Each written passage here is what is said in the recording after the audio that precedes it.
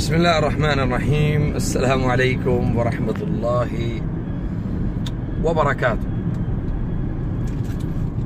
आज सुबह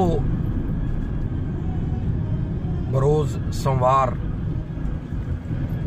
बच्चों को स्कूल छोड़ने के लिए आया तो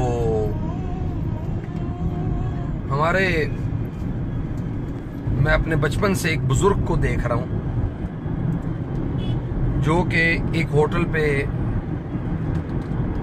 वेटर हैं और काम करते हैं।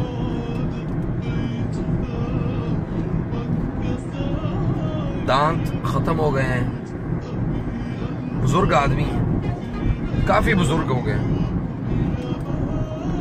ये जो अल्फाज उन्होंने अदा किए मुझे उन अल्फाज ने मजबूर कर दिया कि मैं आपके साथ इनको शेयर करूं। मैंने कहा बाबा जी क्या हाल है, ठीक हैं? क्योंकि हम बड़े अरसे से उनको देख रहे हैं और जाहिर बात है मतलब हमारा इखलाकी फर्ज बनता है कि हम उनका हाल हवाल लें। मैंने कहा बाबा जी क्या हाल है, ठीक है? सेहत कैसी आपकी? तो बाबा जी कहते हैं पुत्र अल्लाह का शुक्र है, उस मालिक का करम है, अल्हम्दुलिल्लाह। जितना मैं राजी हूं कोई भी राजी नहीं। अल्लाहु अकबर। जितना मैं खुश हूं कोई भी खुश नहीं है।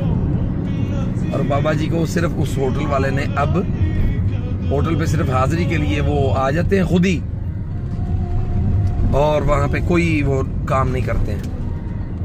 ये जो अल्फाज है ना कि जितना मैं राजी हूं उतना कोई भी नहीं, ये तशक्कुर, शुक्र, अल्लाह का शुक्र अदा करने वाले अल्फाज हैं। और मेरे और आपके लिए ये अल्फाज सुब्हान अल्लाहिल अज़ीम, सुब्हान अल्लाहिल अज़ीम इस बात की अहमियत रखते हैं। इंशाअल्लाह लइन शकरतुम लअज़ीदन्नकुम वलइन कफरतुम इन्न अज़ाबी लशदीद।